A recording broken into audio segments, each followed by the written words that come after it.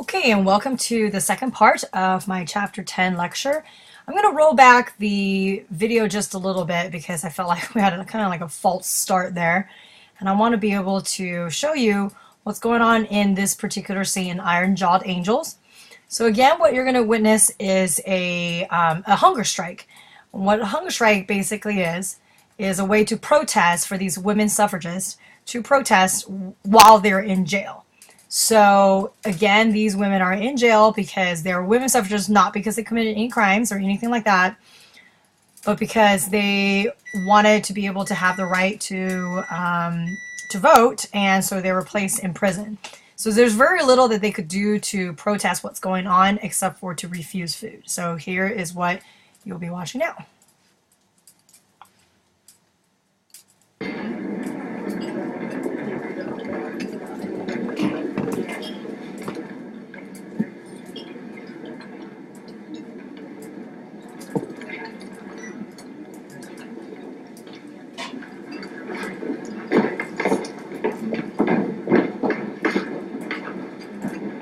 Eyes front!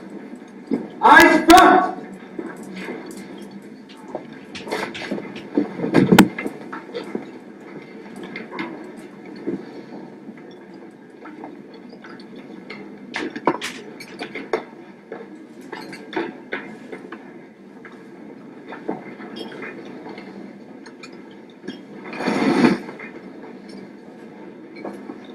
Hunger strike.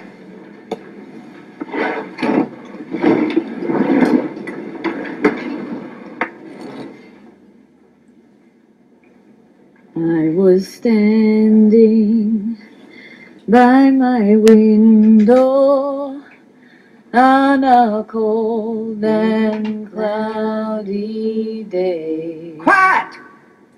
When I saw that hearse come rolling for to carry my mother away.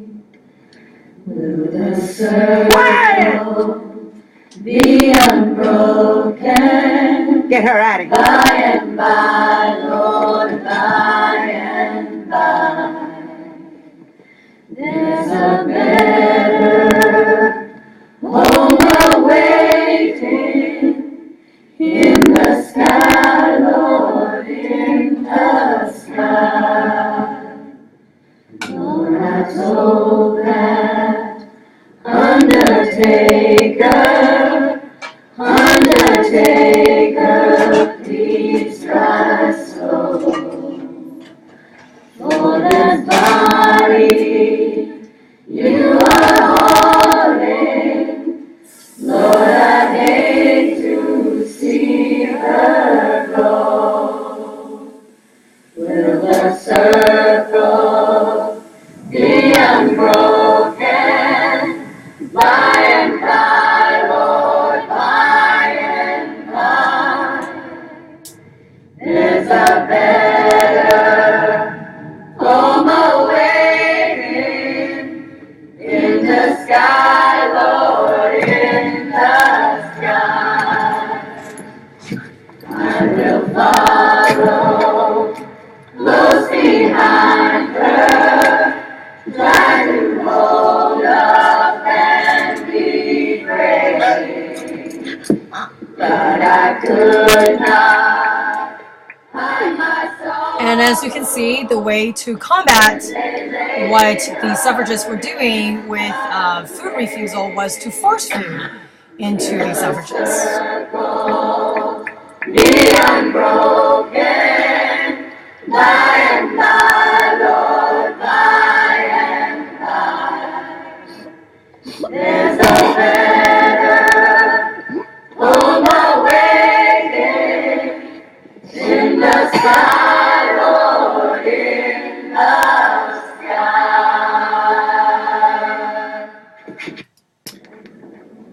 I want you to imagine if that scene was done without music. Now, obviously, HBO did a very good job making that particular scene seem really horrific. When if you take out the music, it probably wouldn't jar up as much emotion. But I just want to emphasize something. And that is the fact that these suffragists didn't do anything wrong to put themselves in the situation that they were in. They were protesting, usually very peacefully, when they're placed in jail. And I, as a woman, truly appreciate those who came before me and so fought courageously to pertain the right that I have now to vote. That's why this is such a personal issue for me. Whenever I see that scene, I get very emotional.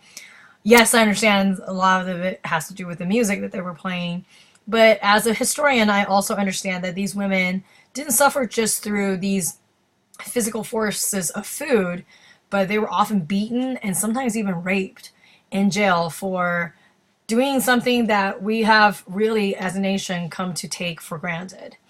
So what I would like for you to do now is to pause this video and write in the box of what you've learned about the women's suffrage movement and also what you want to learn. And notice that in the PowerPoint, there is the quotation mark, the parentheses that says 3. 3 is the magic number, 3 things that you've learned from that particular scene about women suffragist movement, and also 3 things that you want to learn.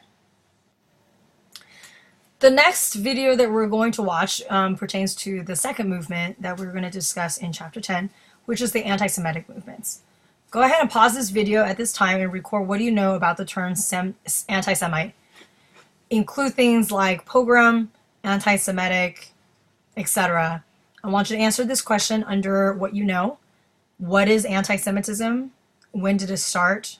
And how did it affect the people that it was prejudiced against? I urge you to recall the activity that we did, 2 Claims to Palestine, to talk about the treatment of Jews in Europe during that time as part of what you know about anti-Semite movements. Go ahead and pause this video at this time. So what we've learned from our past activity with 2 Claims to Palestine is that anti-Semitic movement's been around for a really, really long time. And depending on how you look at the Holy Bible, whether or not you see it as a historical text, as some people do, you can argue when did anti-Semitism, that particular movement, is recorded. So for clarification, I'm sorry, I should have explained what anti-Semitism is. So anti means against, and Semitic means Jewish. So as we have learned in our activity, we actually saw that there were anti-Semitic movements because think about all the Jews that were purged. I want to say 79 AD. I can't remember exactly when that was, since the Roman times. But if you look at the Holy Bible as a historical text, as I do, then you can see that there were anti-Semitic movements literally from the beginning of time, which is rather significant. Well, how is that different from, let's say, pogroms? Pogroms are anti-Semitic movements, but what's different about pogroms is the fact that it's government-sponsored. It's government-sponsored as in the government of a particular nation were carrying out these programs, making sure that they are prosecuting and persecuting Jews simply for the fact that they were Jewish. It's systematic, and it happened in places like Poland and specifically in Russia. And this is where I bring in the video of Fiddler on the Roof. It's a great musical. I think you guys are really going to enjoy it. And it was one of those times where I think you are going to see a pretty good rendition of what a program is supposed to be. Let me set up the scene a little bit for you. So what you're about to witness is a wedding scene, and there's going to be this young man clamoring for everybody's attention. And what he is seen as by the rest of the Jewish village is that he's this radical. He went to, university, and you remember from just what our very short study with Russia, that was seen as Western and radical. And he learned these radical approaches and ideas about how women should be educated and how there's this thing called democracy that they should be practicing. Things that we really take for granted, especially today and especially in America. Well, some of these traditions that he has learned from university are going to contradict some of the traditional Jewish culture. And there's a really interesting discussion in there talking about, is it really a sin to, and then fill in the blank. And as you can see, the rabbi who is the teacher of this particular congregation, this Jewish congregation, is going to really try to dodge that particular question, which I just think is really, really funny. The pogrom is going to come at the end of the scene. And what you need to understand about that is the Russian police officer who is in charge of this particular pogrom is actually friends with the father of the bride, who is the main character of the film, Tevye. And that's probably why the pogrom didn't last as long as it did. What I want you to watch out for is the reaction of the Jewish people in this particular scene and how they responded to the violent acts that were pretty much blown upon them. So I really hope you enjoyed this particular clip.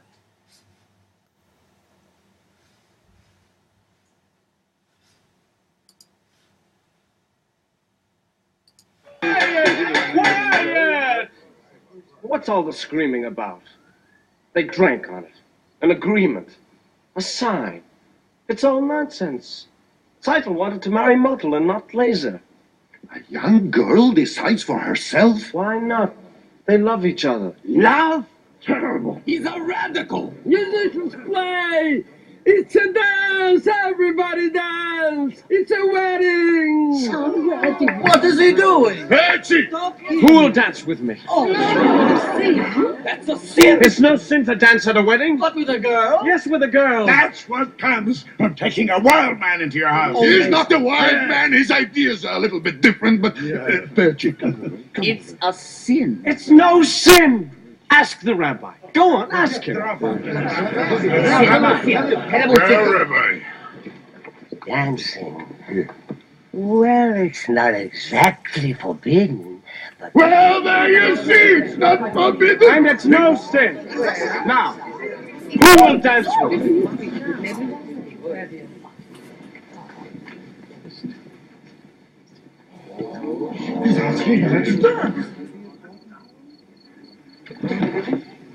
Adol? It's only a dance, Mama.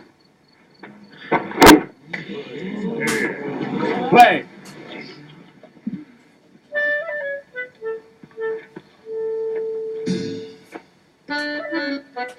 Say something.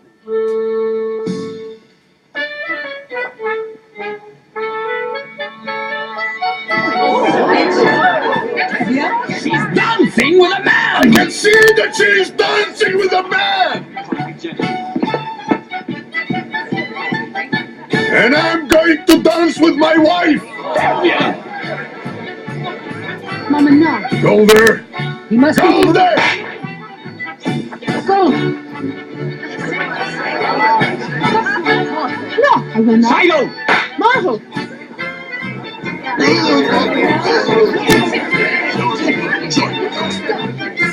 See that? You are responsible for that. And I can't stand it.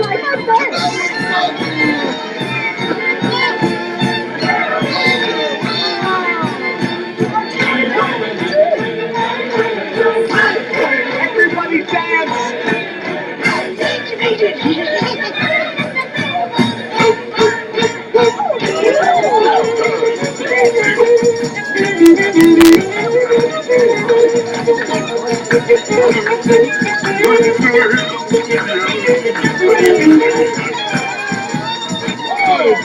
Come on, dance!